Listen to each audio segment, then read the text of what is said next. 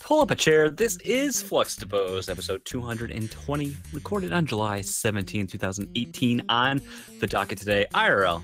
Get caught up on what you're playing, featuring Sentinels and Glow. Finally, close out the show. The community grab bag. The sweet, sweet, awkward finish. Thank you for listening. Thank you for watching. And as always, enjoy the show.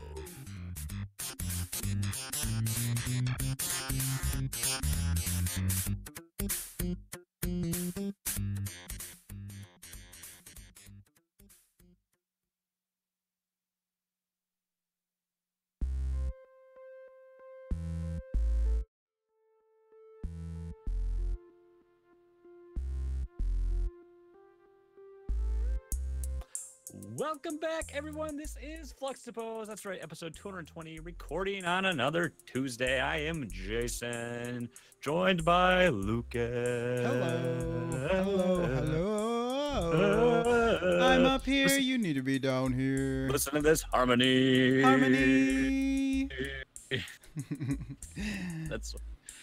We should stick to doing stupid things on the internet like this. That's true.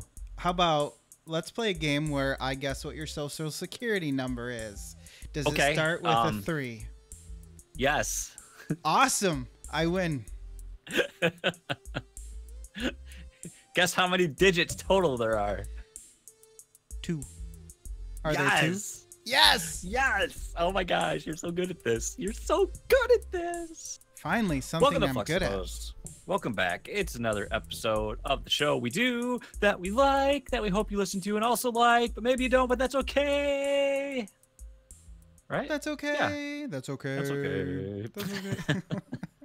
You know, this show was a lot more fun when we drank beer every time. Now we're like on this healthy kick. The sparkling water just doesn't do it for me. I was 2 weeks ago. It all came to an end. I'm putting it all back on. I'm going to start all over again. I liked it so much the first time. I'm going to do it again. I like punishing myself by not eating anything fun. I wanted to start all over. Basically. Basically. Oh, well, that is our show. Thank you for tuning in, guys. We'll see you now. Yeah. No, really, this is your first time listening. I'm sorry. That's your return listener. I'm very sorry. But hey, we're happy to have you here all the same. Lucas, I can't wait to get rid of this chair. God, I hate this chair. Oh, can I get rid of this chair? I hate this chair so much. It's just so uncomfortable now. I'll trade you. The one at work. Well, yeah, that's probably true. There's just really no, like, the cushion. Like, it's not like there's not a lot of cushion. It's just, you know. Not enough cushion. I think the problem is the back. The seat cushion's fine. It's fine. It's fine. It's probably fine. It's fine. But the back is just not, like, here's my problem. I used to use it. You know how seats have this locked-in thing, and I can recline like this. Whoa! Which is comfortable. Not good for podcasting. Podcasting. It's not a Majin. I'm too far away from the mic. It's true. It sounds like Battle of the Beer. The audio. This is if you're MMO playing. You get your arms fully out, and you're just like. But there's not really like a good, like, locked-in position where it's like comfortable. Yeah, I have. It's always like too straight or like too far back. I feel like I'm slouching all the time. I need that pillow, the lumbar support pillow. Yeah. I mean, this isn't bad, but I feel like I'm like gonna tip over. I'm so far straight up and down. It's very very annoying. Now tell me, do you really want to sit there forever? Oh. Maybe that's a problem though. Maybe it's because it hasn't been straight up enough, and then that's what's doing me in. You know, I don't know. I gotta adjust the mic. I gotta adjust the camera. Why don't you get an even worse chair than that one? Sit on it for a week. Go sit on it. Once you sit on it, and then come back to that chair, and then you'll be like, "Damn." The problem is my chair at work is like super comfortable, and this one just isn't. You know. Yeah. That's the problem. Just not the. I mean, we all know how it is to go home. You had fun at work. You had a laugh. Yeah. You had some good times, and then you got to come home and go to your old beat up chair. Gotta come home to responsibility in my beat up chair. Yeah. Chair is constantly yelling at you. Doesn't look like it used to when you guys first got together. Now, if we were a marketing genius, this is where we talk about a Patreon we have. Do it, you marketing genius. That's right. But hey, we do still have the June promo in July. It's still going on. One person, Christmas in July. One person's going to win that shirt. I know who that one person is. Maybe you do too. Ooh. They're going to win. There's 2 weeks. They're counting down. They're like, I got this free shirt. I got it locked down. You could come in. You could swoop in, and you could be the person to steal it from them. Do you want to be that person? You got it in the bag. That's right. In the grab bag. Whoa. Come on, dude. This is a kid's show or a family show. Ha. And the other news we have to get out of the way, we did a Netflixation listeners pick like we used to back in the day. We had 2 options. We put it up on social media. I even put it on Facebook this time. We let you people vote on it, and we have a winner. I don't know how close it was. I think it was fairly close. What our winner is and what we'll be watching for Netflixation, which will be the first episode of August, is The Voices. Ooh, that's the one I picked. The Voices, so that will be August 7th. We'll be talking Voices. The Voices on the podcast. So tune in for that, gang. You won't want to miss it. That's all the stuff we got to get out of the way and talk about. Let's do some IRL, my friend. Okay. Let's do it. Do you want to go or shall I? I have a lot to talk about. I only have one small thing, and it's really easy because I don't know. Okay. I don't want to overshare sometimes, I guess, lately. You should share too much. I need to know everything about you. No. Okay. So I will. This weekend, what were we doing on Saturday? I think we were kind of busy, but like we've been kind of stuck in the house because once again, it's been so hot in summer. And hot damn. And we were out doing. We went and killed time. We went to the library. Killed some time at the libray. That's always fun. We were gonna get takeout because we had an Olive Garden gift card still from from Christmas, I think. And speaking of what, Olive Garden, not the great selection if you're trying to keep your caloric intake. Oh yeah, at a pasta and pasta and more pasta and also some bread. So there was like 3 options, but we go there, and it's very clear now. This is the horror story for all you not parents. So this is going to convince you not to have kids. It's very much the point now that eating out with Aiden is not an enjoyable experience. Oh no! He's like they have like the oversized booths anyway. So first of all, they sat us and like we were in a section all by ourselves. We're in the kids section. We're okay with that because we don't want to be an inconvenience to other diners. Sure. You know. But he's at the point now, like there's like that little cup they have on the table with the little plastic straws of whatever. I don't know if it's like seasoning or drink mix that they have there. I don't know what it was, but he's like wants to grab all those. He wants to move around the booth. We're like, where is the breadsticks? We need breadsticks in front of this kid now. We need to distract him with food. And then Jess like, should I get the puffs out, the little snack puffs? I'm like, yes, for the love of God, get the puffs out. that only dismayed the beast momentarily. Sure. It was like a brief stun lock. The aggro, we couldn't hold the aggro. He broke free. We needed a better tank. You need to level up those puffs, dude. We needed a tank and an off tank here. We couldn't handle the aggro. He went straight to the whelp cave. You know, do not aggro the whelps. They will overrun you. That's what happened. So, we get finally, like, we had to switch seats. I don't remember what. Oh, because I couldn't order. Every time I was trying to like look at the menu, he was like doing something or wanting to interact with me. So finally, we had to switch seats so I could order. Waiter comes in, puts the order in. We get the breadsticks. We had like a little piece of a breadstick cut up for him, and then as he was eating it, I was like cutting up more, and then Jess is like, "Why don't you just cut up the entire breadstick now, so he doesn't have to wait? Because clearly he doesn't want to wait. And if you have to feed him that whole breadstick, so be it. Just give him the breadstick for the love of God." Yes. So, giving him the breadstick, it's pacifying him. We're okay. You know, meanwhile, all the other parents are like, "Oh my God, are they giving him that whole breadstick?" Well, finally they started to see some other people next to us, and there was like a family behind us, and they had the one kid that keeps peering over the booth at you. Oh, and you hear yes. The dad that just doesn't want to be there, and he's like very upset with his kids and like Doesn't care. passive aggressive yelling. Yeah, so we He's felt a not little bothering better. me. Our waiter did the heads up play to get a bigger tip. He's like, "Oh yeah, I put his food in all the way, so when you're still finishing the appetizers, his should come out." So his food came out before us. Perfect. Got the kids cheese pizza. Started eating that. We started eating our food. Then I'm like, "Oh, we got a problem. He's slowing down. We're still eating. We're out of time. It's not going to make it." Luckily, again, Olive Garden has those little kiosks there, and you can just pay right there at your table or order dessert. In this case, we just paid at the table. Our waiter comes back, and he's like, "Oh, did you have a chance to, order dessert there?" And Jess is like, "We're out of time, DeMarcus. We're out of time." I want you to remember this, DeMarcus, when you think about having kids. Get that stuff to go. We're out of here. So I was like, luckily, the stress and anxiety of your kid freaking out in a restaurant is a really good appetite suppressant.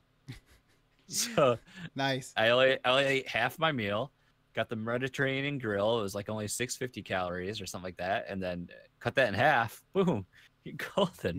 You're good, and you got lunch for tomorrow. Yeah, it's not that he doesn't, not like he's a bad kid, but we just don't want to, he's at that point where he doesn't want to sit still, which I can understand. He wants to move around, wants to and there's certain restaurants that are going to be better for that. And definitely you have to go to a restaurant that a wait isn't going to be an issue. Yeah. Yeah.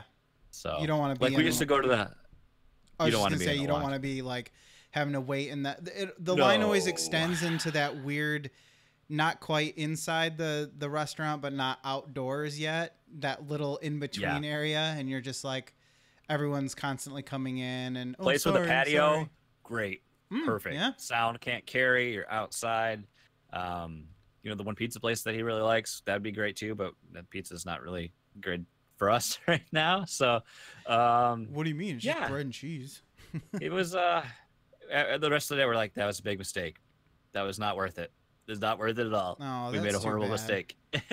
It's not every instance like that. Obviously, I'm playing it up a little bit for comedic purposes, but I mean, it's you definitely couldn't go like Jess used to, take him to lunch here and there. It's like she can't take him out by herself anymore. You need to tag team him. You need one person, otherwise you're in a handicap match. You need some person to like run interference and one person to do something else. It's just he's a busy kid, and I get it. He's a handful. Hey, all kids go through that. I feel like every kid goes through that stage where they're just like, I have found independence. I am going to use this to my advantage right now. Aiden used independence. It was quite effective. Critical hit. Yeah. So then my brother is getting married this weekend, my youngest brother. So we have the rehearsal dinner, which Aiden is not going to. So that'll be all right. But you're not going to know what to do with yourself. Should have some stories after that. After this coming weekend, I will say that we had to make a trip to Target. For what reason? We had to take some stuff back, and then every time I'm there, I check out the t-shirts because Jess was like, "Hey, I saw they have some vintage gaming shirts there," and they're like, like vintage, like Atari era stuff. But I think it was women's only. I saw that, because I looked at them and I was like, "Wait a minute." I was like, "Oh, those are really cool." Right? Wait a minute, are those women? Yep. And the t-shirts up there was incredibly picked over, like really bad. There was this really cool Mario Kart t-shirt, but again, it's a black t-shirt. I'm like, really, I don't need another black If t-shirt. Any shirt didn't need to be black, I feel like it would be a Mario Kart one. Make it blue, make it red. Blue, red, green, anything. Yeah. So didn't happen, but twice now I've been in Target. My local one here and the one close to my office, and I've seen both an SNES Classic and an NES Classic in stock. So wow. People, they're still out there for people. You know what's not in stock? Don't pay scalpers. You know what's Octopath Traveler. We'll Ooh, talk about that later, though. nice. And really, that's it, man. Looking forward to that. I discovered some delicious beer. I've got one still in the bottle. I haven't had a chance to do a Ooh. solo flight of just yet. Ooh. The new Founders Backstage series. Ooh. You named it the other day. I can't remember what it's called. Barrel Runner, I believe. Barrel Runner. Yep. And I may have recorded a little video for something super secret I can't talk about Secret, yet. secret. That'll be hitting the interwebs, I think, this month. So Wow. that's all I can say. Wow. That's all I can say about To that. piggyback off from that, I had that Dankwood last night, and it was good. I wasn't expecting it to be good because it was a rye IPA, and I was like, bourbon barrel aged too. And I'm like, I only drink stouts bourbon barrel aged, but it was good. Reminded me of a double IPA to a certain degree. So, Yeah. I would definitely recommend trying it for you, Jason. Definitely Okay. only need I one did- bottle though. I did see it there. I did look at it. It's not too difficult to obtain from what I've seen.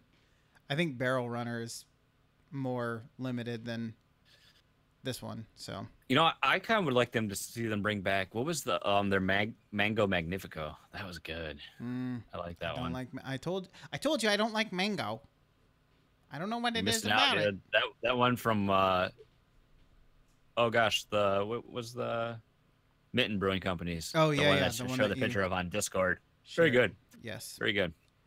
It's not so much mangoey, but it has a lot more. It's tart, which is nice. Maybe I could handle that though. Then Maybe.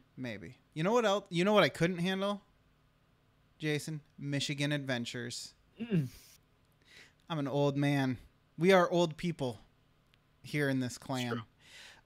So for my birthday, we went to Michigan Adventures. We had an adventure in Michigan at Michigan Two parks Adventures. for the price of one, twice the fun. Oh man, I haven't heard that in forever. Surprisingly, they don't play that on a loop when you get there, but it seems like they would.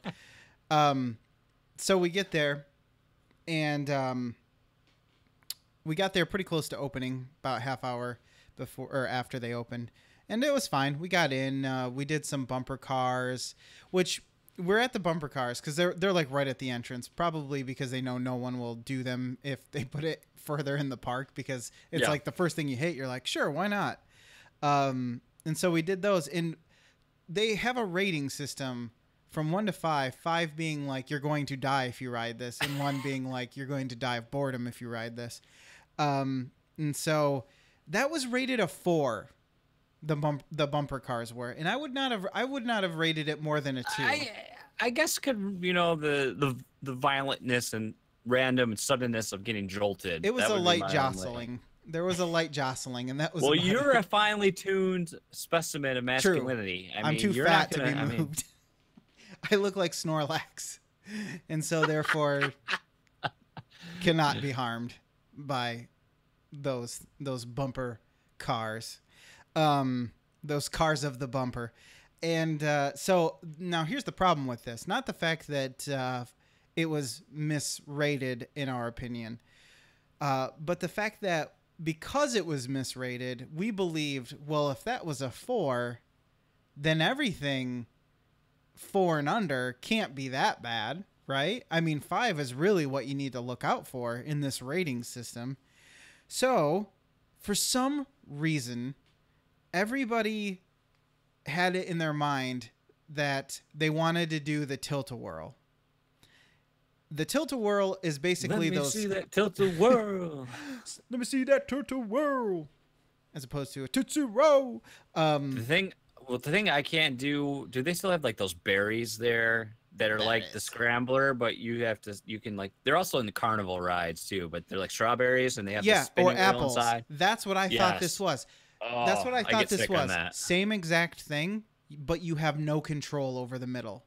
You spin due to the way that they have it, because you're going like up and down in a circle, and then the car itself is on a track in a circle. So the centrifugal force, I hope is what does this. But because you're going around and you're going up and down like this, it causes you to spin. Because of the weight in the car. Are there like 3 separate cars on each arm? No, that's the scrambler. Well, there's something like that. It was like the scrambler, but it was up that you were suspended as well, and you No, would kind of so no, you would go. that's too much for me. Okay. No, this was on a track. Uh, It was called the Tilt-A-Whirl. So if you're I familiar guess with it, then I gotta look it up. I guess. you look it up. You look it up because I'm sure Oh, the there are. tilt-a-whirl. Yeah, and yeah, the tilt-a-whirl. Yeah, and it's like a half. You set in like a half semicircle. Yeah, I know. Yeah. Tilt-a-whirl's a classic, right? Okay. Yes. Well, it just about became a tilt-a-hurl for us because I don't know why everyone thought we could do this, but we get in. So it's my wife and I, my wife, and they. Good correction. Derek and Brittany sat in a different one, so it was just us two, and they just had two in theirs. And this thing started going, and it whipped. I swear to God, it felt like I was getting in a car accident every 5 seconds.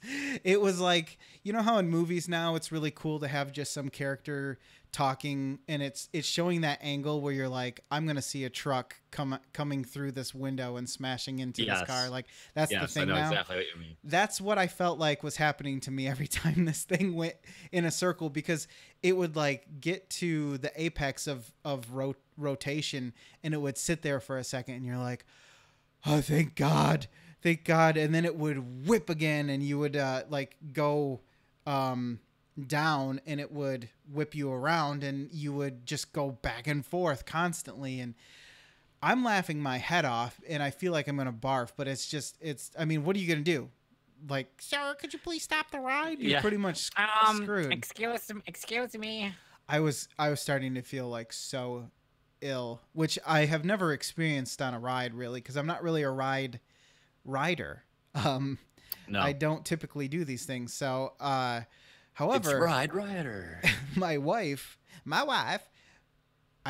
she thought she was going to die. She was like, I need to get off this right now. I might hurl on you. And when she starts feeling not well, she doesn't do the, like, I'm like, well, just look at me, like trying to comfort. And she's like, leave me alone. I am going to made puke. a terrible mistake. Pretty much. So we rode this. And after we got off, I was like, I thought this was for children. Because like I thought it was the one you were talking about where you control the spinning. So we hobble off that thing, feeling real great. And I'm laughing my head off because everyone looks miserable. I feel miserable. And then there's more rides to ride. Hey, let's go drink beer. Yeah, exactly. Let's go drink beer and ride rides. So that was like the big thing that happened. After that, everything was fairly fine. We did do the log flume, as it were. I saw the pictures of that. Yeah, I laughed my head off because really it's a lazy river ride up until the very end when you go down the drop. Yeah. And so because we did it shortly after getting off the tilt-a-whirl, my stomach was still kind of like, fluttery. And I was kind of nervous at that point because I was like, maybe it's just me. But like when we were getting on, there were some old people getting off. I mean like 60 years old or 50, 55, 60, somewhere in there. Hard to tell. And they looked fine. They looked like they just had a pleasant ride, And I'm like, if they can do it, we sure as hell are going to. And so my wife opted out. She was pretty wrecked by the tilt-a-whirl. And so I sat in front, and then Derek and Brittany sat behind me, and everything went fine until we got to the drop. And for some reason, we were all just like, this is going to be horrible. And so we dropped down, and I was like, oh my God, and laughing my head off because it's so ridiculous. I love this idea that like the 4 people that absolutely should not have been there are the 4 people that are in this amusement park. Basically, yeah. It was fun. It was fine though. I would have done it again, but we decided to go to by that point, like the water park opened up, and we wanted to do the lazy river. And also, I did the pretty much the last ride that I did was the going down the slide with the tubes, with the donuts or whatever they're called, inner tubes. And that's fine too. But the only thing is, toward the end, they have 2 really quick turns, and you start to kind of feel like you're going to fly off the edge there a little bit. So that was a little nerve-wracking the first time because, like, my foot is out in front of me, and I swear it went over the edge. You know what I mean? I'm like this close to just flying right off. But I didn't. thankfully. And that was Michigan Adventures. We had more fun than I thought we would. It was a good time, but man, was it expensive. Thank God we had free tickets because it was $15 to park. We spent $40 on some of the worst food. It actually tasted fine, but it was like pre-made hamburgers and hot dogs that they just pull out of those warming things. Yeah. And it's like, damn, we could have went to a sit-down restaurant for that. I don't money. remember the last time I was there. It's been a while. Yeah, I hadn't been there since I was probably 18, so almost 12 years ago, 14. I've been in my 20s, but I couldn't tell you when was last time. Oh, and the $15 locker rental was great too, but it's basically required if you're gonna go to the water park. So, but yeah, $40 on food. Could have went to a sit down restaurant. So after that, we went to a sit down restaurant and paid $40 for food and beer, but it was a lot better. Yeah, Skinny Matt says, I forgot Cedar Point bought out Michigan Adventure, and yes, that place does not look any different. All the same rides are there. As far as I could tell, nothing really was that new. I love going there as a kid. I remember when I first went there, it used to be called Deer Park Adventure or something like that. Whoa, it was like, yeah. It was totally different, like insanely different. And then it became Michigan's Adventure. And then it's upgraded quite a bit, at least in terms of like roller coasters and stuff like that. But yeah, it's still like the color scheme is so 90s. It's like teal and yellow and green. It's pretty interesting, but it's a good time. Like when the Raptor first came out at Cedar Point, like that neon green and pink. God, yes, it's definitely 90. There's something about 90s that everything had to be neon. Rad. Yeah, rad. Neon whatever color. But it's a good time, and it's a nice little park for what it is. And then after that, we went to Unruly Brewery, and I got some beer there and was not disappointed. The food was okay, but they didn't have a huge selection. And then after that, I said, you know what? We're going to get back around, 6 o'clock. My mom's watching our son. Let's go bowling. I want to go bowling. I actually wanted to go putt-putt golfing and maybe do some go-karts, but the forecast wasn't looking too good. Subsequently, it didn't end up raining anyway, so it wouldn't have mattered. But I hear, actually, speaking of go-karts, there's a pretty good spot near my office, because my office is literally like 5 minutes from the outlet mall that they put in. There's like an adult go-kart track there. What? That's really cool. That's That'd some guy awesome. my work was talking about. But my brother, you need to look it up after this podcast, because my brother went to Toronto, I think last month, and he stopped at the one because they went to Niagara Falls when they were out that way, and they have a huge Skinny Mads in the chat. He knows what I'm talking about. They have a huge go-kart track that they put in there in Niagara. That's like, it looks like straight out of Mario Kart. That would be awesome. On it. He said it was pretty awesome. That would be. And I want real like racing karts too. Not I don't want to just hit each other and go like 15 miles per hour. I want somebody to be. I always want there to be a chance you might die. You want to be serious. Yeah, exactly. No children. Go-karts aren't for children. These are for adults. So that was kind of my birthday stuff that we did. Bowling was fun. I sucked, but I feel like I try to throw the ball too hard, but I also don't feel like I'm actually trying to do that. It just kind of happens. So when I slow down and actually try to be somewhat accurate, it didn't go too bad for me, but I could only get like 100. I think 110 was my highest score. I only bowl when I can drink endless pitchers of beer. Well, I drank one pitcher of beer. Did I shared some Coors water. It was as gross as it always is. And then you know what? I'm gonna save this for what you're playing, because it sort of ties into something else that I can talk about. Okay. My birthday present. I've joined the ranks of 4K. Don't spoil it. Oh.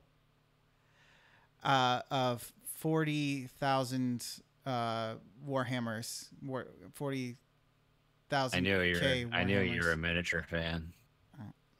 I have to be. I have a miniature with me at all times. I keep it between my legs. Hey-oh! I wonder what he's talking about. All right, so let's get to two stories that are very similar. They happened to me, and they drove me crazy, and now I'm a crazy person. You were talking about Target. So we decided, this is really only going to mean anything to you, but we have this little space that comes off from our living room, and there's a bay of windows that are kind of high up, probably the upper third of the wall. And then underneath that, there's about 2 feet of just like blank wall space, kind of inset into the wall where there's just like nothing there. So there's not enough space to put furniture really, or at least nothing that you could sit on, because then it would stick out awkwardly into the walkway. So I kind of had the idea of, what if we basically tried to make it look like a built-in shelving unit without actually building in the shelves, and doing like the cube organizer / bookshelf route and buying them from IKEA or Target or something like that. So we're talking, hex or Allen key furniture here, basically compressed sawdust for quality. Like, but this is like, I have my IKEA cube, but we got a cube for 8-inch toys that it works just as nice, and it's from Target and it's cheaper. Yeah, I mean, you can really, there's kind of a ceiling for quality when it comes to, what is it, MDF board or whatever, the compressed. Yeah. It's all crap. Wood. Really. Yeah, exactly. And yet they charge you like $60 for it somehow.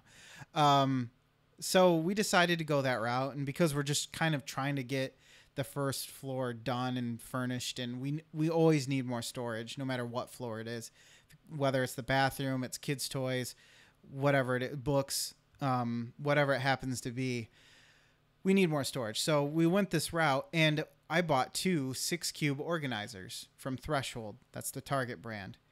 Now the problem, the first one went together just fine. I had a good old time putting all the Allen keyed screws in there, and the little pegs, the little pegs and everything. So you know what I'm talking about. Well, I put the first one together. Oh, sorry. Go ahead. Oh, I was gonna say, Jess put the one together, the one for Aiden, by herself. She did it when I wasn't even home. So once you know how to put them together, it's not hard. Like, because they're basically, I mean, 4 corners. You know what I mean? It's not. Yeah. It's not heavy, which really helps, and there's not 1,000 pieces. It wasn't like the headboard. So yeah, I was pretty surprised at how quickly. Sorry, we got a headboard for upstairs, and we had to put it together because it has shelves in it and stuff. But it's huge because it's king size, absolutely huge. And so I put that one together, and everything was going fine. And then I opened the second one, and it has these random holes that were drilled into every piece, and on the other one it did not have these holes, and they're like right in the middle of every piece. It almost looks like there should be those little pegs that hold a shelf sitting in there for when you like you put a bookshelf together and it has adjustable shelving. It almost looks like that, but there was only one hole per piece. I'm like, what the hell? I don't want one without holes and one with holes. That's going to look weird. Why are there just random holes? So I decided to take it back to Target. I thought, okay, maybe it was a manufacturing defect where somebody just was drilling the wrong one and thought it was a different model or something. So I take it back, and we got the first one from the store over closer to you at Rivertown, and then we got one closer to us because they only had one. Even though their system said they had 7 on hand, they only had 1 actual in-store. So that's part of the equation here. So we go to the one near us. I buy the second one. That's where I got this one with the holes in it, the holy one. So I take the holy one back, and the holy one, and I'm like, and because I already opened it, I'm like, am I gonna be able to take this back? Because usually most places hate that. Target, on the other hand, they're just like, oh, Target doesn't seem to care. Yeah, they're just like, yeah, bring it on back. We don't care. I could have gave them an empty box and they probably would have taken it. I didn't though. And so I'm like, yeah, there's like a manufacturing defect or something. And she's like, okay, well, are you just going to exchange it? I was like, yep, I just want the same thing. I just want one that doesn't have more holes in it than it needs. And so I get it and take it home. This one has holes in it too, Jason. That's 2 that have holes in them now. I say, okay, well, these must have surely all came off from the same pallet, and they're all screwed up. So, and I looked this up online, and I couldn't find anything that said anything about it. I tweeted Closet Maid, who apparently makes this for Target, and emailed them and brought Target into the mix, and nobody really said anything. So I was like, all right, what if I just take this one back to the other store, the one that I used to work at? I'll go over there and get one, and surely this will put this whole thing to bed, and we'll all be fine. So I go over there, and I do a return, and I grab one from there, and I'm like, okay, I'm gonna open this thing in the parking lot, because I'm not gonna get all the way back home and find out that something's wrong with this one too. So I open it, and I look inside in the parking lot. This one has holes in it too. What the hell? I called Danette. I called my wife. I say, I don't know what's going on. Apparently there's supposed to be holes in this thing, and the other one is the one that's defective. I don't know. But I'm tired of doing this. I'm bringing it home. I'm going to put this thing together, and we're just going to have to live with it, I guess, because this is 3 now, and I'm tired, and I don't want to do this anymore. Can I please come home now? So, Snake, there are holes there. Yes, there were. And so I bring it home, I put it together, and that was that basically until today when I was like, you know what? I'm just going to look at the pictures on the box. I just wonder what that like. Does the picture of the product on the box have holes in it? Here's the crazy thing. This is the mind-blowing part. The one that we got that doesn't have holes, the picture doesn't have holes in it. The one that we got that does have holes has holes in the picture. They're completely identical except for that. So they either photoshopped it or I don't know what they did, but what the heck? I have no clue. So now I'm convinced that it came from another planet or something, or another dimension. So yeah, it was I don't know what's going on. No one can explain this to me. It's a conspiracy. This is Bizarro World. It is Bizarro. So now I have one that has little drill holes in it, and I have one that's all nice and doesn't have random holes in it. So I don't know what to do now, except for just live with it, I guess, for the rest of my life. I mean, yeah. I guess what can you do? What choice do you have? Yes. I mean. Yes. So kudos to Target for allowing me to take back the same product 3 times and not question why I'm... Yeah, right? For real. And a lot of the time I didn't have a receipt with me or anything, so it was really no hassle at all. And then lastly, I have another sort of similar thing in the sense that some companies got involved here. So I have an unfortunate story here. My wife has had a Motorola. It's a cell phone story. My wife has had a Motorola G4 4th generation Moto Plus or Play or whatever it's called. I can't remember. I'll look it up as I'm talking. Basically, she has a Motorola phone, and it's the 4th generation of their really popular. When did she get that? She's had I never knew. October of 2017. I am very well versed on this now. I thought she always had an iPhone for some reason. She did. She had an iPhone before that, but it was doing some weird battery stuff. You were like, honey, I've got an Android. You're getting an Android. You're getting an Android. Isaac's getting an Android. Cody's getting an Android. We're all getting Android. And so Calla wants to know if you need a Snickers. No, because you know how you were talking about pizza for dinner and how horrible it is for you? I had pizza for dinner, so and not just any pizza, the sleaziest of pizzas. So I know what that means. So I feel great. I didn't eat a lot though. I kept myself in check, but I probably still had 3,000 calories regardless. So she has this Motorola phone, phone, and she's had it since 2017, so just over 6 months. Moto G Plus 4th generation. It's unlocked, white, 64 gigabytes, and most importantly, in the title of the product, U.S. warranty. That comes into play here in a second. Oh, So, okay. I forgot because you guys are on Ting, right? You're using Ting for Ting, your yes, wireless. Yeah. Tingle. Yeah, and that's been going pretty well. We're pretty happy with that. So her phone has started to do this thing, and it's only gotten worse, where it turns off. It just shuts off randomly. She'll open the camera. It'll turn off. She'll open Google Hangouts. It'll turn off. Sometimes it'll just turn off whenever it feels like it, and you're not doing anything. And then even more recently, within the last couple of days, it started doing this other thing where it does ghost touching, where you'll just like be holding it and not touching it, and it's just going crazy, like somebody's just tapping all over the screen, starts texting people on its own. Yeah, so it was haunted, needless to say. Nimda. Nimda. Well, I think it was Nimda B of all things, not A. I think Wasn't even good I enough. don't think you want A. Nimda A, that's laughable. You can laugh that away. That's Nimda true. B. B is pack it up. when they really got it down for B. That's right. Pack it up.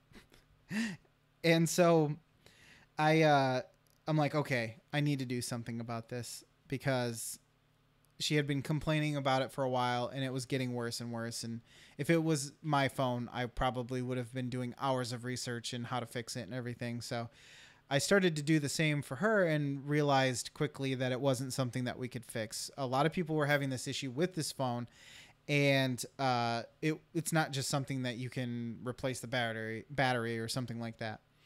So I'm like, okay, well, I'm going to have to get in contact with Motorola. So I email them, and they require the device ID and a proof of purchase, basically. So I give them the Amazon invoice. I say, this is what's going on.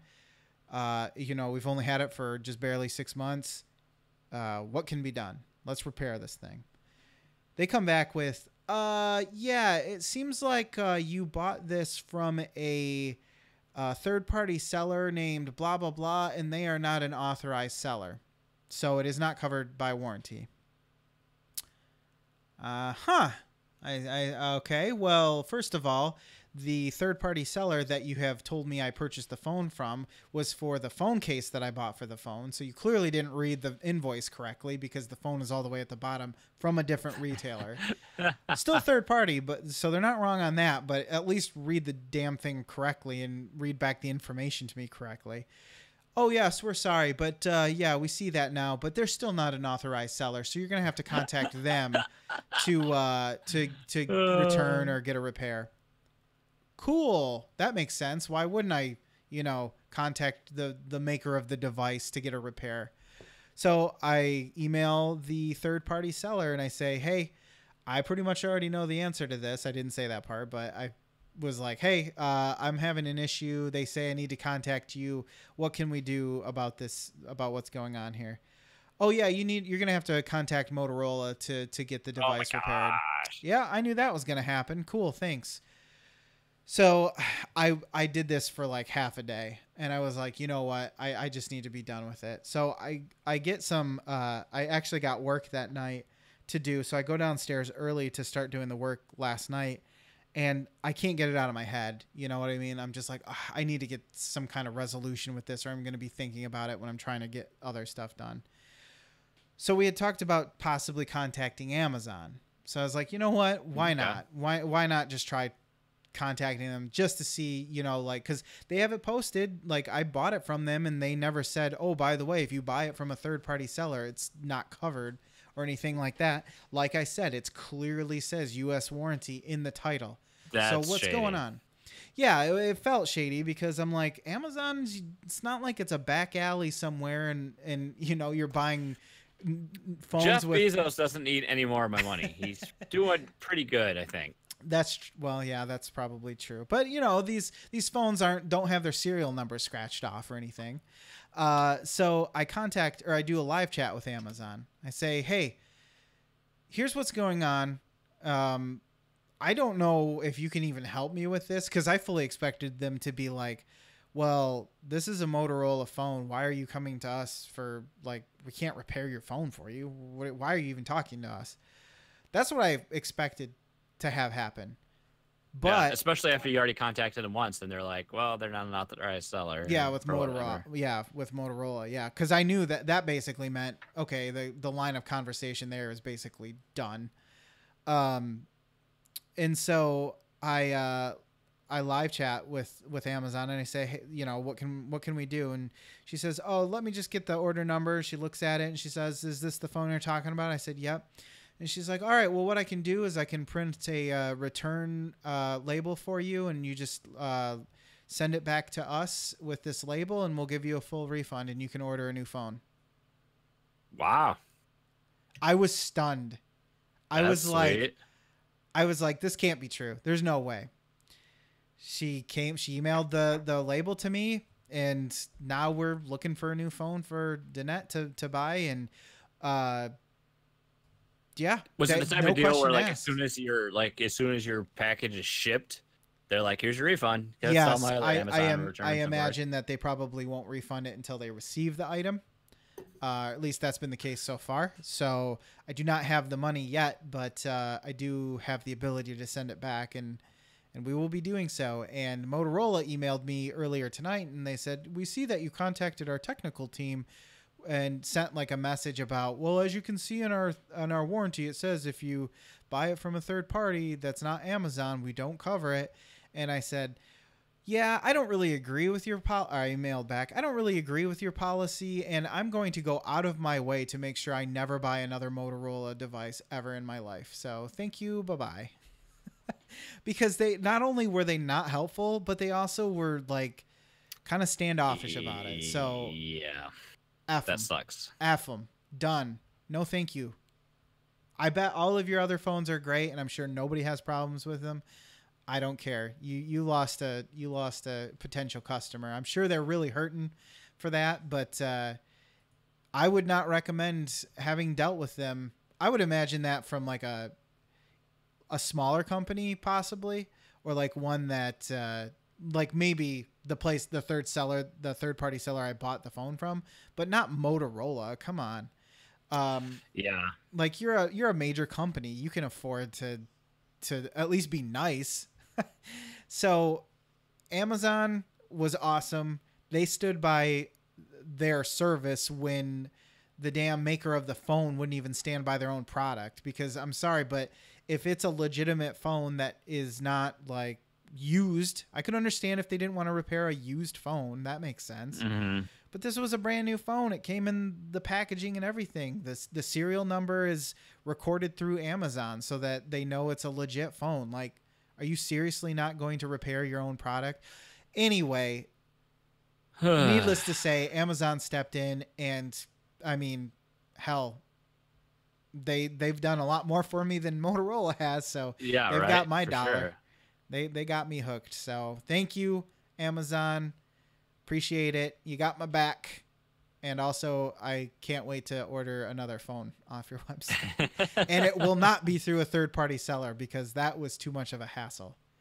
So, and the only reason why it was in the first place was because it was such an older generation phone. They weren't making it anymore, I don't think. They just had old stock, so it's like they didn't really have it there anyway. So, right. Whatever. But yeah, those are my stories. So a lot of things kind of happened for me over these last few days, it seems like, but they were good ones. They were the best of times. They were the worst of times. Woo! Well, you made it. You're older. You're wiser. I know. I think I have a few more gray hairs, but and poorer, and a lot poorer. And they say it makes you look distinguished, but I think it just makes you look old. You know. That's true. That's true. Well, hey, you want to play some music? I'll play some music for you. We're like halfway through the podcast. Let's do some audio. Oh, I can do that for it. I can do that for you. We had a request even. We haven't had that one. We had someone say, "Hey, I heard this and I thought this sounded like Fluxtaposed, so you should play it." That actually made me happy when you told me. I was like, "Oh, that's cool. We have a request." It's been a long time. Yeah. So we are playing our remix tonight from Shovel Knight. Ooh. It's called Shovel Power. Am I right? Yes, you are. Look at that, rhymed. This is Shovel Knight called Shovel Power. Our remixer is Jorito. This is 2 songs of Devious Machinations, which is the music from Clockwork Tower. Yeah. And of course, it's got to be Strike the Earth Hell yeah, from the dude. Plains of Passage. It's EDM, it's pop, it's funky. This is Shovel Knight, of course, which was released by Yacht Club Games timed exclusively on the Wii U 2014. How they pulled that off, Nintendo, I still won't know. But then it came out to everywhere else, which, of course, it's a great game. If you haven't played it, you should. And again, Overclock Remix, ocremix.org. Check out all the other remixes. Thank you, Mr. Sean Capri, for sending this our way. I'm going to play this remix right now, and we'll come back with some what you play and stuff. Oh, my gosh. Woo.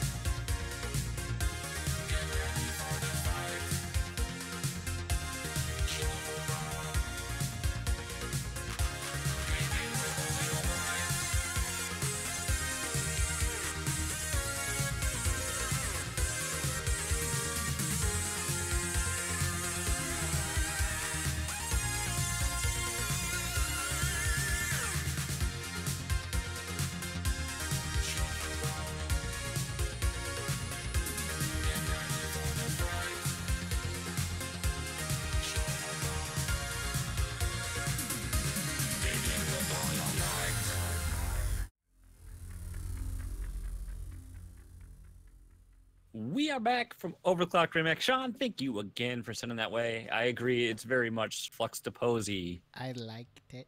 Mosey with the Fluxtaposed. You know, you got some Oh. EGM, you got some beats, you got some synthesized. Drums be like, do do do do do. If you got some electronic toms in there, you're pretty much set. Yeah, What's that electro noise? You know how like on a keyboard it always has the electronic drums and the toms and everything, and they go do do do do, and then you get the one that goes boom, or like makes this weird electronic noise that you never hear in anything else. I'm a fan of the random like robotic voice. Shovel in there. power. Like gets thrown in the mixes as well. Made it a little Daft Punky, and I'm all right with that. And that's no lie. Lucas, let's talk about what you plan. Oh. Who cares? At least it played on the first try. Yeah, that's true. Did you see me like, oh no, I gotta play that? You're like, oh. Yeah, I did. Because I was gonna add more, and then I started to weed out some other stuff, and yeah, then I didn't. Oh boy, one of these days I'm gonna have to do that. Boy, I tell you what, if there's a show on Netflix right now, my wife and I are probably gonna watch it. We're running out of like series. You mean like exclusives? Yeah, well, that's just exclusive, but like TV shows that like we're like that we enjoy, that we want to watch. I think she does want to watch Jessica Jones. So if I tell her what happened in season 1, I think she's okay with just jumping into season 2. What? I don't know if I don't know if I could sell her on Defenders. I don't know if I could sell her on Luke Cage, maybe, because I want to watch those. I don't think she'd be interested in Punisher at all. Sweet Christmas. I want to watch all of those at some point. But no, we started and we finished Glow within a week's time since we've last talked. Season 2, which nice. My wife really likes that show. I didn't think like it. Season 1, I by the end of season 1, she really did. Yeah, she really enjoyed it. I mean, I didn't think she. I didn't think she was so like sold on it first, but like loved season, like really loved, like every time she's like, oh, how good it is. She always tells me how good it is, and just loved season 2. It's because they focused on character stories instead of how are they going to do this wrestling show, and I think that was a huge distinction. Yeah. To me. Like Mark Maron, you know, he's just like such an a-hole through it most of the time, and then and then he plays that part so well, and it's well written as a part too, because it could be so one note, but then you actually get to see more about him, and it makes it resonate, and you're like, oh, that's why he's an asshole. Yeah, I really want to see, like, I've never seen Alison Brie in anything but this, so I kind of really want to see her in a different role besides what she does in Glow, because I'm interested, like, she's in Mad Men. Actress. She's in Mad Men, and she plays the one guy's wife, and that's where I had originally seen her. And then I'll talk about the show more during my turn, but she actually does a voice on BoJack Horseman, of all things. So, that is a really weird thing to be like an actress, but then go to voice acting. But a lot of the people in that show are actors and actresses first, and then doing the voice thing. I think you're right. I think that's why this season was a little more successful, because like the show, it's not so much focused on getting the show and the product there. It's already an established thing, so now it's more about the people involved. Yeah. And it's kind of got me. I think we're both more interested in what the actual Glow production actually was. So I did get like the recommended for me. It was like the documentary. Like one documentary. So I think we're gonna watch that. Gorgeous Ladies of Wrestling. That's right. How much do you love the promoter guy, the producer / promoter though? He's so dumb and so dumb and lovable. I can't stand his announcing though. And this is it's time for the Gorgeous Ladies of Wrestling. That's the part I love the best because it's so bad. What will Liberty Bell do? Her daughter is missing. Yes, I think she might actually be hurt. No spoilies. But yeah, that was really fun to watch. I think we still have one episode of the confession tapes, but spoiler: someone confesses to a crime. I mean, it's been hard to watch. I think I do. we've never watched Parks and Rec, so we might go back and we might watch Ooh, that. that's a good one. If you're in for Just- some comedy. Yeah, so something like that. But it's been fun. And then game wise, it finally hit early access on Steam last Thursday, which was the 12th, I believe. I did have a stream up, and you can catch the archive on our YouTube. Icon's Combat Arena. It's a platform fighter that I was in. I did get into the beta of. I saw you play a little bit. Unfortunately, never had a chance to play it in beta. So it's now early access on Steam. It is a free-to-play game, so you can play for free. Platform fighter like Smash Brothers. It was developed by some of the, I believe, the team that created the mod for Smash Brothers Brawl, the Project M mod. This is their game, and now they go by, I think it's Wave Dash Games, I think is what their company's called. And it was in development for several years. Now it's in early access, again on Steam. You can play for free. You get 3 characters, and then I don't remember how many stages, and then you can pay. There's like 2 tiers, and you can pay for access to everything, and you can unlock the other characters. Otherwise, you earn currency. The typical process: you level up, you can earn currency, and then you can use that to unlock, items and things in the game. Cool. I definitely like it a lot more than, what was the other one? Rivals of Aether was the one I played, the 2D one, the pixel art one. Now I will say this: I am playing with my Switch Pro controller, so I've always been using the one beta version of Steam, and you can connect the Pro controller just through USB, and it's recognized. So using that is probably a much better experience than my worn out 360 controller. Okay, I was also going to ask, are you using it because you'll be using that controller when Smash comes out too? That's a good point. So you might as well. I am tempted to maybe get a GameCube controller as well, but I have to say I'd have to go back to Rivals now with this controller and see if that helps, because I noticed with Rivals I was having a lot of input error problems. I think it's just because the accuracy of my thumbsticks, for those directions probably wasn't. And maybe a wired connection might be just slightly faster in a game like that, true. at least. Yeah, that's true. Everything counts. So Rivals, I'd say it definitely not Rivals. Excuse me. Icons plays extremely like Smash Brothers. No surprise there. Controls are the same. But attacks options are all the same. It's slightly slower. Like I've been playing mostly. The closest thing that I've played to this would be Brawl Out, and that's a little more faster paced. This is a little more slower. I think it rewards defensive play a little more. Okay. Characters feel a little heavier, and that could just be to the problem with like the characters I've had unlocked. I have noticed a little bit of like chugging in my game, and actually my video card is below like the recommended requirements. I think mine's a 970, and I think there's like a 1070 or 990 was theirs, which I find a little hard to believe. So I'm gonna mess with turning down the details a little more. It's not even that demanding looking of a game. No, but I also chalk it up to early access, and I'm sure it's gonna get optimized, so it'll run better. But I've played it for, I don't know, I think I played it for, I did a couple matches just before we did this podcast. I won them both, and then I played for about an hour. And I think I probably won 60-70% of my matches. And that's why you are the what would you call this genre? The fighter. It's not platform really platform fighting. Platform fighter. Yeah, you're the champion in our circle. You're the one to beat.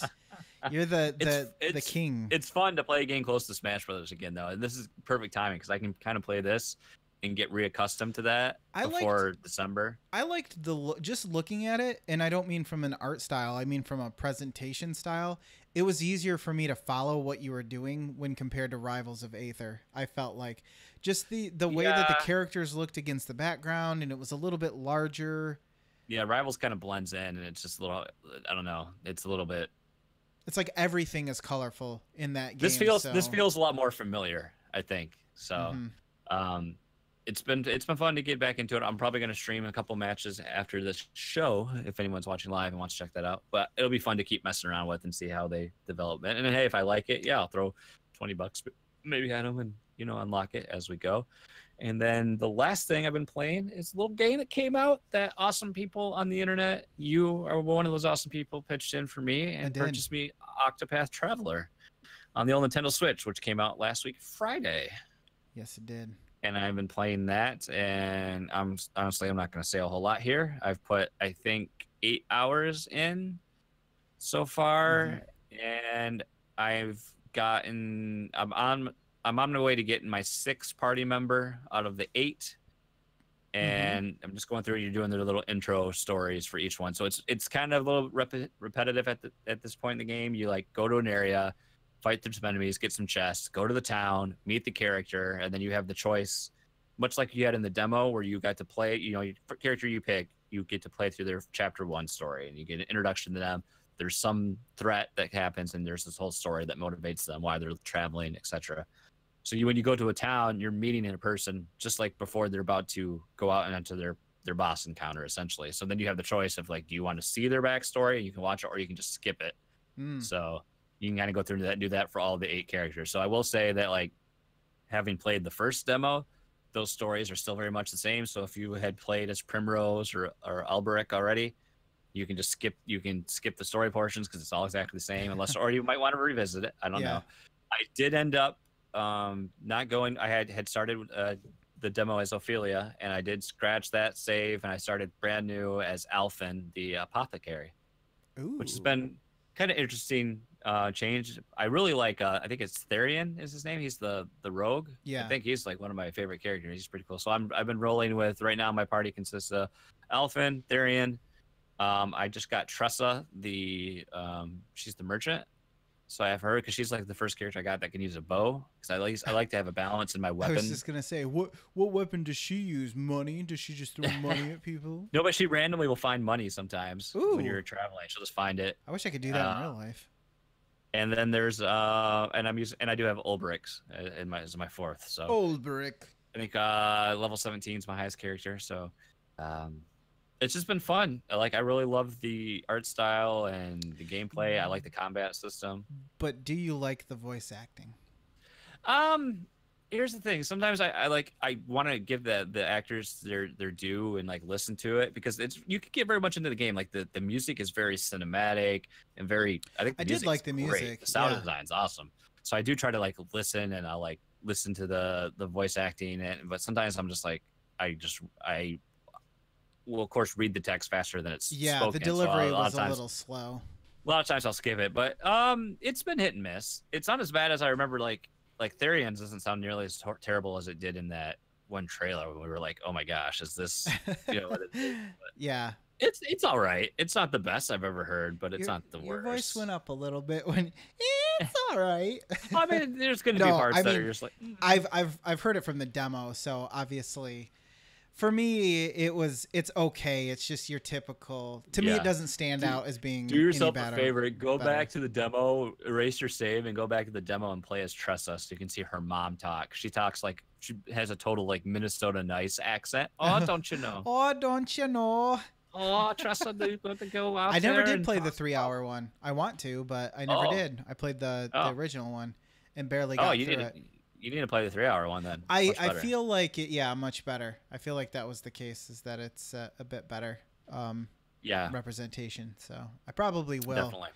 It's just I've got so many games going on. Yeah. I got all these games. Right. Boss battles seem to scale as you level up in your party, because that'd be one thing. It's like, oh, you're playing those boss encounters. You're doing them solo. If you had a party, it should be a lot easier. And the first couple were easier, but then they definitely get a little harder. And like I had one that was like 2 separate enemies, and it was really tricky the way they would protect one another and having to use to break their defenses. System. But it's been really fun. I'm really looking forward to it. I'm excited to get to like chapter 2 content. So if they scale with you, is it not? I don't know what the hell that was. I don't know if anyone else heard that, but that was weird. Is it grindy at all, or? I don't know, because like honestly, with it being on the Switch, I don't mind it being grindy if I need to be, because like right now I haven't died yet. I haven't had an encounter like. Well, he never died. I've been able to get through everything, and I feel like the pacing, because I'm like, if I'm traveling through an area, I'm going to get all the chests, so I might have to do a lot of backtracks. So I'm getting a lot of random battle. I think I'm getting enough random battles that I don't feel underleveled. I haven't had a problem with currency yet, so I'm able to buy items pretty well, and I don't feel it. But plus, it's like it's nice at work, because if I'm like busy at work and I'm not going to be able to take a full lunch break. When I got just a couple minutes, I have it in tabletop mode and I can start up and I can just grind a couple battles I saw and you then put it back to playing at sleep. about 1 o'clock today. I was like, Yeah. Somebody's on their So- lunch break. Do that, or if Jess has to take a shower at night because she's with Aiden during the day and it's just too hard to sneak in there. And he only takes one nap now, so I mean you're not gonna wait till the middle of the day. Yeah. It's perfect. I can just open it for 10 minutes and grind a couple battles, and so I don't mind just grinding battles to just level up. I mean, but you're I guess not 'cause I like you're not the- having to wander around the same 4 tiles. And I haven't felt like that at all. And just like the one night was it I think Sunday night. Yeah, Sunday night I was like, I came to bed and I was like, oh, I'm just gonna play this for a little bit. And I thought I was only playing for half an hour. And next thing you know, it was like an hour and 15 minutes, hour and a half. You can it's very What easy. to day say, I'm just is gonna it? play this for a little bit. Yeah, and you just get sucked in. So Sucked in. Yeah. it's a really good game. It's just what I wanted. Like I've been wanting an RPG experience on the Switch, and this delivered. So I think a lot of people have been waiting for that experience, for this game to fulfill the old school RPG feel, and it sounds like it's accommodating to those. Now I want Square to bring me a Xenogears remastered on the Switch. Bring me that. I wish that would happen. Screw these awesome. Xenoblades and all these Chronicles. I need the gears. Give me the gears. I don't know why I like Xenogears so much. It wasn't that great of a game. It was really probably weird. wasn't. Because it had robots and they were large. That's right. And you could Giant be in robots. your robot and you could stomp on little people. That's right. You appreciate it. So that's been the bulk of everything I've been playing. Good. Good. I did watch Silicon. No, your trying to turn's get over. Caught up on Silicon Valley. That's another thing. Oh, I've only watched one episode. isn't it? I thought the season finale already happened. Yeah, season's already over with. I just haven't. I think I only had watched through episode 4. Oh, I hadn't watched it in several weeks. So I ended up finishing it, but that's only because I sat down and watched like 3 episodes at a time. Yeah. And I was like, whoa, it's already over. I feel That's like it how it was has to only go. 8 episodes or something. yeah, it is only 8. I just watched I just finished the episode where they found out Jin Yang is like starting a competitive a Chinese Pied Piper or whatever. New Pied Piper. I will not do my Xing Yang impression because it would probably be very not politically correct. I like how all, they so. bring Spaghetti randomly back in too, and it's just like, God, he's so stupid. Oh jeez, yeah, big head, and he's always got a big gulp or whatever. Yeah, yep. Oh gosh, shall I go? Shall I Sure. regale you with Tegaleus? So as you know, I was a birthday boy, and my wife had somewhat of an idea of what to get me, and it was fine. But we ended up talking about it a little bit because our money situation was a little bit weird. But then all of a sudden that cleared up, and as you know, we've been living like kings ever since, kings and queens. I know. New floors, going to Mystic Adventure, going to breweries, I know. buying furniture, You know, you got to spend it before you find buying out. Target you have to, shelves. Those are the most expensive. You got to spend it before you realize you should have, paid off bills. Because then you can just be like, well, I didn't know. I don't have any money. How am I supposed to pay them? That's what I did with my baby bill. You got to. You have to. What? Do they just want you to stop living? Come on. That's right. Get busy living or get busy dying. Die trying. Or die trying to live. So I had been looking at 4K TVs for a long time. We have discussed this at length about how we thought we were just like, I don't know if I'll ever.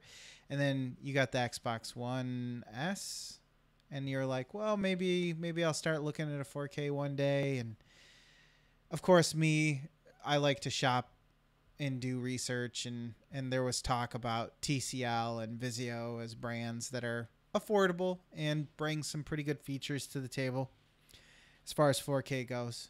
And if I wanted to, I was like, if I'm going to get one, I need to make sure it has HDR, because I've read that 4K, while impressive, is not nearly so impressive unless you have HDR, because I guess for those who don't really know or don't really care and just whatever, HDR basically is, well, it's high dynamic range. So what it does is That's what I allows you to allows content to be coded and decoded with their basically they control how the image looks from a light and dark standpoint, and allows the darker scenes to be really dark and still have light be as bright as it normally would. So, you know, you got bright car headlights in a dark scene.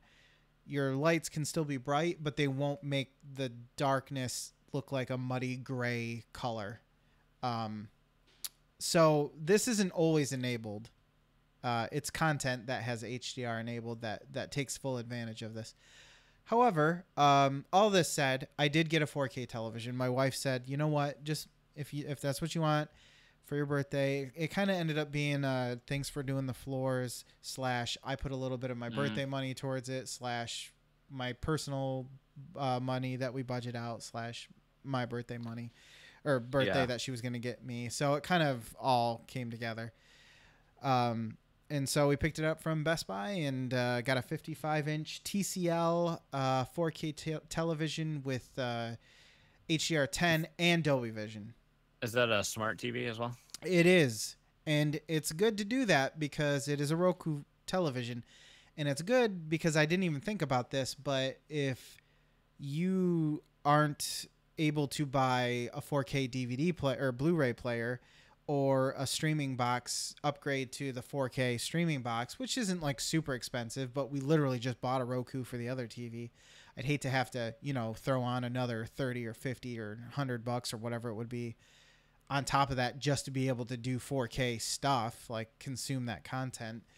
Making sure it's a smart TV is a great way to go, to make sure that you at least can enjoy some content that way. Yeah. Yeah. And apparently Netflix is really the only company who feels that it's important to provide 4K, because nothing on that from Hulu or anything? Hulu has some, I believe, for free, but not a very large selection. And then Google, I think, are still convinced that people want to buy Chromecasts. So they're like, well, only on some things like the Xbox and PlayStation, and then like Ultimate Chromecast or whatever it's called. Yeah. So it's funny you talk about TV because I was really tempted that one of the first Prime Day deals was a TCL Roku. Yep. 49-inch 4K HDR for like $320. Yeah, that's a good deal. I wonder, one of them only does HDR10, which is fine too. I wouldn't have cared. I have a 720p television. Yeah, exactly. It doesn't even turn on. Yeah, exactly. And that's the thing. The only reason why I made sure to get that was because the last TV I got, I kind of didn't. I compromised just to be able to get one, and here I was like, I mean, it's only like $50 or $60 more. I just want to get what I want to get and be happy with it, which I'm not. I've already found thousands of flaws and I hate it. And I'm immediately regretting the purchase. Oh wow, they still have it on sale. Hold on, they do still have it. Oh my god, are you gonna buy a TV live on the air? No, I talked to Jess about it. I was like, "There's this really good deal on TV," but I was like, "We've got a trip for our anniversary in October. We're going on a trip for this other trip, and then we're going somewhere overnight for my birthday in August, which I don't know what we're doing, all requiring money, and I'd much rather be able to have a great time and spend it on an experience than on just what? You don't want to have to worry about money? Are you what world are you living in? Here's the thing though. I mean, I could get with our Amazon card, I can get 12-month financing. It would be $27 a month to buy the TV. That's a slippery slope, but it is true. Yeah, but it is true. But let me see what type of HDR you said it would have. Yep, one of them most of them have either no HDR or HDR10, probably because you have to pay Dolby for the licensing to use Dolby Vision would be my guess. But I wanted to make sure I had both because sometimes one only does HDR10, one does Vision, which Netflix does have some, pretty much all of their Netflix branded stuff like Jessica Jones or Defenders, Mindhunters. A lot of their newer stuff has Vision enabled, which is obviously also 4K. I can't see where it says. Like they have a comparison thing here at the bottom. It says compared to other TLC TVs, and it says it had. I can't tell which one. Sometimes they just say yes or no, which I find to be Yeah. extremely obnoxious. That's on Amazon. Yeah, I'm Um, gonna find it. okay. Uh, I'm gonna just. You yep, tell it me. is HDR. It is HDR10. Okay. So at least you have some HDR because it is. Well, let me just get into that. I was kind of looking forward to seeing how much of a difference that made, honestly. And in things that are where Dolby Vision is well implemented, and I say Dolby Vision because it's the only way, like getting on Netflix and seeing that it's listed as Vision instead of HD or 4K is like the only way that I really know that I'm watching something with HDR. At least the for sure way to know. And so watching that stuff, holy cow, dude, it looks good. Like you have to kind of get used to the way the TV kind of controls the contrast, because you can notice it going from like brighter to darker and stuff like that. And Yeah. I'm sure a more expensive TV would probably do it less noticeably. But when you see, I've noticed even without the HDR, this panel is much more upgraded than my 4-year, 5-year Vizio. Even I was playing the Switch and playing Mario and Rabbids Kingdom Battle, and the colors just seem to pop more. Say the color's probably really vibrant. Yeah, very vibrant. The darks still stay dark, and the lights do so. There's still some kind of dynamic range going on, and so yeah, it's just been really great. And because the 1080p is basically a quarter of 4K, it doesn't have to do any scaling or anything. It will just display 1080p normally. Like any 4K TV will do that. So there's no worry about blurriness or anything like that. It'll just look like a 1080p panel without any issue, which is nice because, the Switch obviously doesn't get upscaled or anything. It's coming in at 1080p, and some other stuff that I have is also in 1080p. And here's the kicker, and then we'll move on. So there's some snags in my system right now. Namely that I don't have a way to get 5.1 audio from the TV to my speakers, because I have computer speakers, which means they're your typical headphone jack type. Yeah. And but you're losing all your.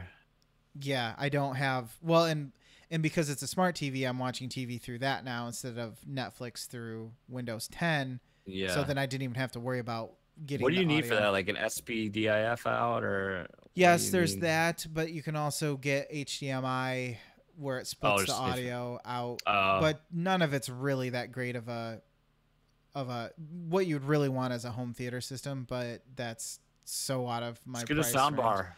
Yeah, that's another possibility. But at the same time, I'm like, I already have these speakers. I've had them for years now. I've had them since I was 18, and they work fine. Why would I don't need to buy. So what I probably will do is go that route where I get a little converter box that has the plugs, the same type of plugs the computer has, and just work it out that way. Yeah. That's a good idea. The other problem is that my video card does not have the correct, you need HDMI 2.0 to be able to do 4K in 60 frames per second. Now, regardless of whether or not my computer could actually run that anyways, because I'm pretty sure in some titles it wouldn't be able to, I can do 4K in 30 frames. And I thought, okay, maybe I could do 1440, which is like the halfway point between 1080 and 2160, which is 4K. But that also only comes in at 30 frames too for some reason. So unfortunately, I'm limited to 30 frames. Not ideal for some games, but anything that I'm going to be playing over there with a controller, I say over there because I'm pointing at my chair. I would love to have 60 frames, but it's not a deal breaker for me. I mean, it makes me. I feel like I'm back in the 360 days where everything was 30 frames per second, anyways. Yeah, that's what it came down to. Where it's not a huge deal if I don't have a 4K TV because I don't have the Xbox anymore, so I don't have a 4K device or a 4K Blu-ray player. The Switch, well, yeah, it's gonna look good on there. It's not. It can't take advantage of 4K. It's more of a color. Yeah, it's more like updated, brighter panel than it is. But I mean, it just makes sense if you're gonna get a TV to get a 4K. And it's ultimately, I was just like, it comes down to it because Jess was like, I was like, yeah, when I said I would spend the money on a trip, she's like, oh, are you sure? Which means I could have had the green light to like, do it. But I was like, TVs are gonna go on sale all the time. It's true. If I don't, if I get a TV now, if I get a TV in December, what's the difference? Because really, like, a lot of the games, if I'm streaming anything, I'm gonna be playing right here. If I want to use voice chat, again, I'll be playing right here. Yeah. It's just there's not enough demand for me yet to. Well, you would end up with the same problem I'm kind of having. I say problem, but is that you have to as soon as you hook it up, you're like, okay, now how do I get this that's at my computer to be over there now? If that's what you're looking for, then I'm like 5.1 I'm gonna need audio a second or whatever. Switch dock, and it's just then if the wall mount isn't gonna work, I'm gonna need another wall mount. That's just. That's actually what happened. This is a pseudo mount TV stand where it mounts to the stand and looks like it's wall mounted, but it's actually not. But the problem is the VESA mount is too close together on the back of the TV, like the holes for it. And there's like this square plate that is like for rigidity for the thing that holds the TV up, so it won't clear it. So I actually had to put it on the TV stand legs and just set it on top of the thing, which is weird because it's kind of low. So now I can almost see the tops of my feet when I kick back. It's like I'm just gonna look over my own feet to see my TV. But yeah, overall, really happy with it. Didn't really think I'd get one, but like you said, when the wife kind of gives you that open opportunity, you're like, I don't give a shit if we can afford it. I've always been kind of waiting for like when I had birthday money to, or Christmas. Cost. So I think at this point, I'm going to use birthday money to get to the chair, because really, besides Overcooked and Smash and maybe some indie games, there's not a whole lot game wise. I really have to have the rest of this year. Mm-hmm. And then, so get the chair. And then in Christmas, then we'll talk, maybe a TV or something. So for sure. Yeah, and that's probably my next large purchase is probably a chair. Matt says carpe diem. Seize the day. Seize the TV. Seize the K's. More like live long and prosper. All right, let me get through my other stuff really quick. I didn't mean to spend that much time on that. Well, we talk about TV. I'm just going to throw this out now. We're probably going to just be tabling community grab bag till next week, dude. Okay. Well, I can get through this pretty quickly. We're already looking at an hour and a half right now. I don't want to have a super long show. So okay. Well, then we'll put them. And we have some good stuff that like Matt has a good question that really deserves us to talk some through. Dan has a good thing, so I don't want to just rush through those. I want to actually treat those with respect. Okay. No respect at all. Okay, well, then I'm going to take all the time I need to talk about these things now. No, I'm just kidding. Well, let's start with Mafia 3, because I don't have much to say about this. I got back into the game. I talked a little bit about it when I first started. And this is the one that had, like, the opener that was, like, very racially charged. And because it takes place in the 60s, I think. And so, or maybe early 70s. I don't remember. And so there's a lot of, civil rights movement stuff going on, and obviously you can't just ignore that when you make a game that takes place in that time period in America. Here's the thing, though. It's kind of started to become repetitive, and I didn't notice that at first, but I have now that I've played it enough, where you'll do some missions, and they take place in an open world, and they'll take you to a warehouse or something, and you're doing these missions like go here and kill this guy who's involved in bootlegging, or not bootlegging. It's bootlegging when you run illegal alcohol, right? Bootleggers. Yeah. Sorry, I say bootlegging and then I think of DVDs and I'm like, that doesn't seem right, but yeah, that's where that term originally came from, I guess. So you go there and you kill like some of the heads of bootlegging for this moonshine operation or whatever. And then when you're done with that, and then you kind of unlock the guy that you're trying to get to, who's like come out of hiding to deal with the problem that's going on or whatever, it takes you back to the same area that you just kind of cleaned out to kill one of those guys. Like literally you were just there earlier, like 20 minutes earlier, and now you're going back and it's suddenly repopulated with enemies and this boss guy. It just feels really weird that they don't have another location for that to happen at.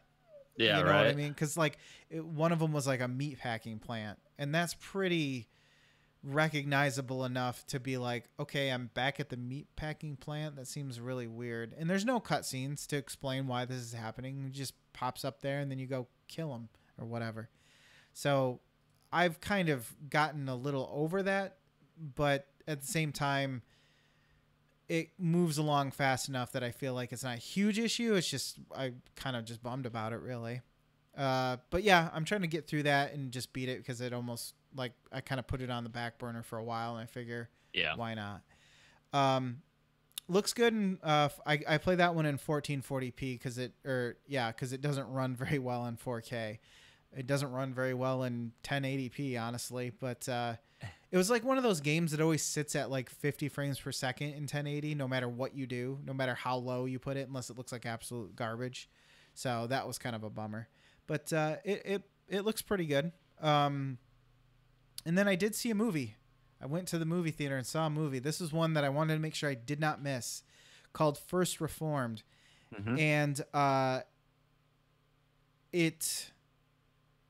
it felt like the trailers that they were putting out for this movie were making it seem like it is a paranormal or paranatural thriller of some sort. That is not this movie at all, by any means. It for some reason, I got that feeling from watching the trailer. I saw it a couple times.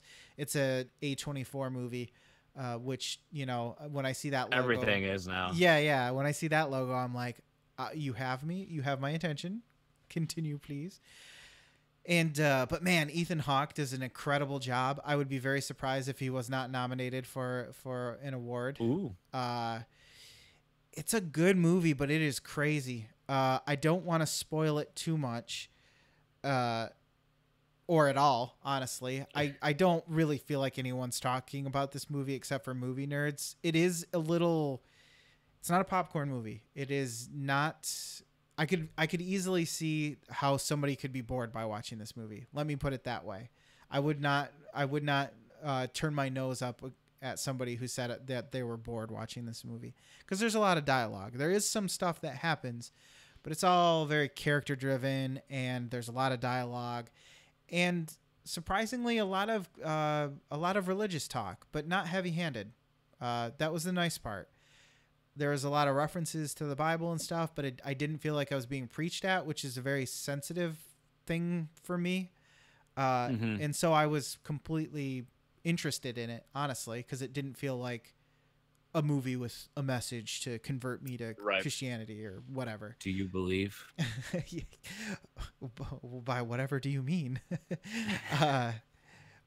Never heard of that movie. So all I will say is that Ethan Hawke plays a priest of a very aging church, a very small church, that he basically is having a test of faith. And something happens with someone in his very small congregation that kind of shakes his what he believes in and tests his faith. And some stuff happens. A lot of stuff happens to him, and it's interesting. And if you're feeling like I don't want to say cerebral movie, but a movie where some challenging topics come up, then I would say watch this movie, First Reformed. Okay. It is very good. It's just not going to be for everyone, and I understand that completely. Even I would say I would have to wait before watching it again. It's a good movie, but it's a bit of a it's just one of those that kind of is I don't want to say daunting. I don't want to say a negative word, but it tests you to watch it because of the heavy nature. It's heavy. That's what I want to say. It's a heavy movie. So yeah, I really enjoyed it. Probably one of the top 10 of the year.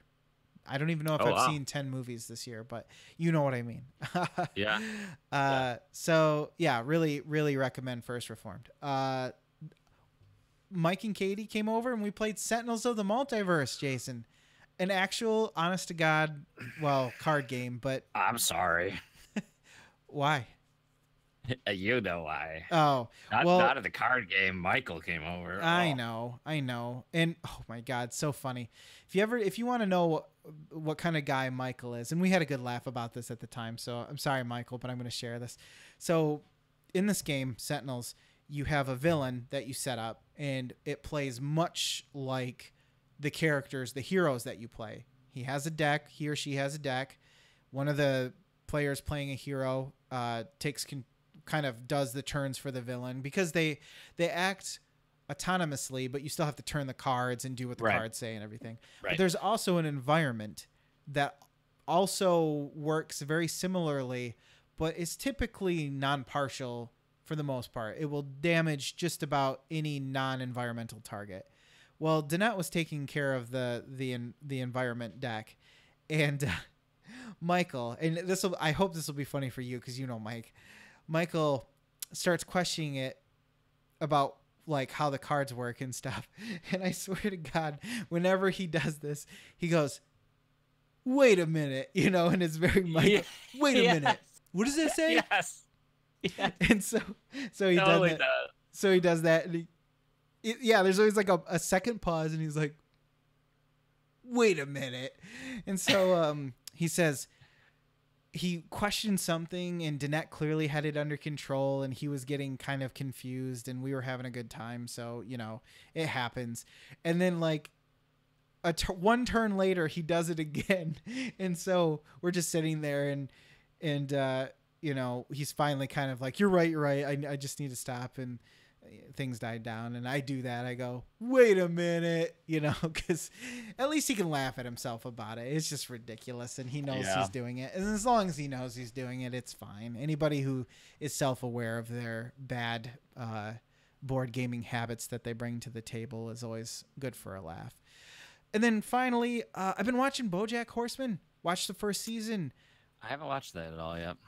Mike showed it to me, and I know Russ has watched it, and I liked it, but it didn't get its hooks into me for whatever reason. It's got Will Arnett in it. Who were we just talking about? I can't remember the actress's name from Brie Larson or Allison Brie. Brie Larson. She's in it, which I didn't even recognize her. I had to look up the voice because it sounded familiar. And Aaron Paul, or Paul Aaron. Never trust a man with two first names. Two names. Just two names.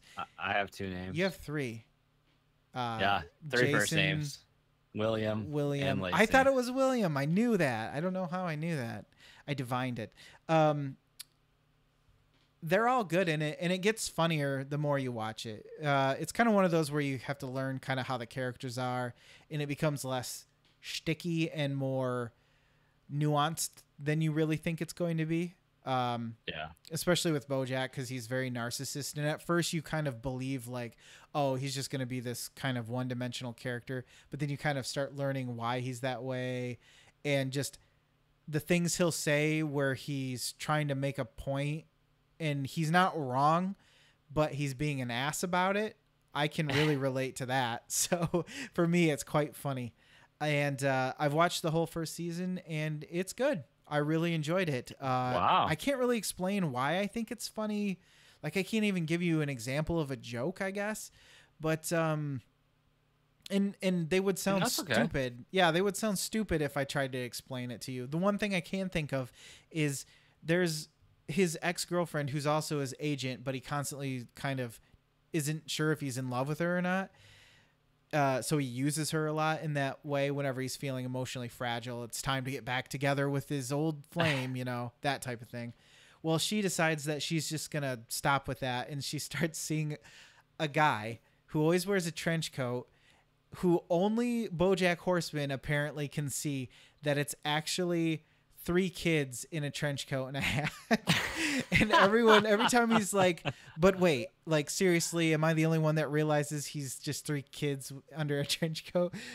She's like, BoJack, I understand you don't like him, but you just need to give him a chance. He's actually a really great guy. And whenever he talks about like, what do you do for a living? He's like, business transactions. Perfect. It's great. It's great. So yeah, I'll have to check it out. Yeah, it's good stuff. It's good stuff. It's a lot of fun. So BoJack Horseman started the 2nd season. I believe there's like 5 now. Weirdly enough, it seems like something Netflix would have canceled as soon as it got good, but no. So that's all I've been playing, dude. Well, there you go. I do want to hit one thing from the grab bag, a comment from Michael in response to last episode. How many people, and this is quoting us, how many people do you know who have an audio diary? Says the guy who weekly records 2 hours chronicling his life. That's true. That's true. Well, sometimes I try to only spend one of those hours of the 2 chronicling my life. The other one is, well, I guess it's the games I play. So yeah, you're right. 2 hours. Oh no. 2 hours. Oh no.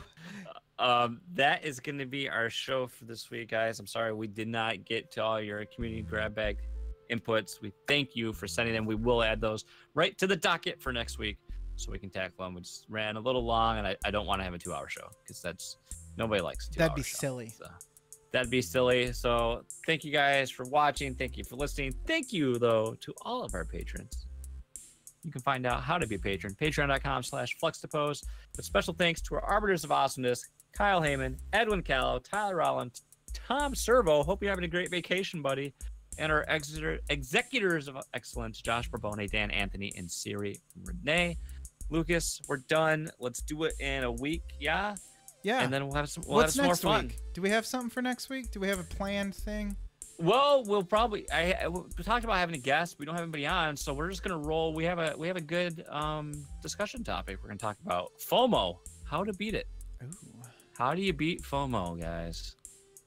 It's the trick. So I use my fists. We're gonna come back with our pro tip, how to beat FOMO. So you're not gonna want to miss that. So thanks everybody for watching. Thank you for listening. Give us a subscription, like and rating on iTunes. That'd be awesome. And we'll see you next week.